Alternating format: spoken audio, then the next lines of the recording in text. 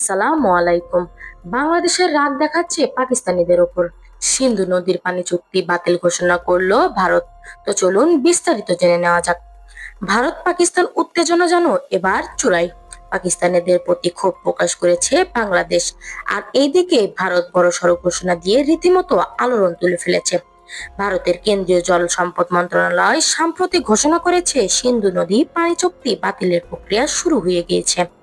Times of India জানাচ্ছে, ভারতের মতে পাকিস্তান বরাবর চুক্তির শর্ত লঙ্ঘন করছে এবং আন্তর্জাতিক মধ্যস্থতার আবেদন করে ভারতের সার্বভৌমত্বকে নষ্ট করছে।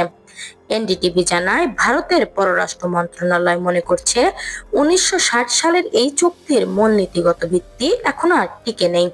সিন্ধু নদী জলবন্টন চুক্তির মাধ্যমে ভারতকে 20% এবং পাকিস্তানকে 80% পানি ব্যবহারের অধিকার দেওয়া হয়েছিল। কিন্তু ভারতের দাবি, পাকিস্তান চুক্তিকে অস্ত্র হিসাবে ব্যবহার করে ভারতের বাঁধ প্রকল্পগুলোকে আটকে দিয়েছে। বাংলাদেশও অসন্তোষ প্রকাশ পেয়েছে পাকিস্তানিদের এই আচরণে। অনেক বিশ্লেষক বলছেন, আন্তর্জাতিক মঞ্চে পাকিস্তান নিজের অবস্থান নষ্ট করছে এবং বন্ধু রাষ্ট্রদেরকে বিরক্ত করছে। বিশেষজ্ঞদের মতে, যদি এই চুক্তি বাতিল হয় তবে দক্ষিণ এশিয়ার ভূ রাজনৈতিক সমীকরণে বড়সড় পরিবর্তন আসবে। ভারত পাকিস্তানিদের টানাপোড়েনে যেন আর থামছেই না, রেষারেষি চলতেই শুরু করে দিয়েছে। কিন্তু প্রশ্ন থেকে যায়, কে জিতবে আর কে হারবে এই পানির লড়াইয়ে।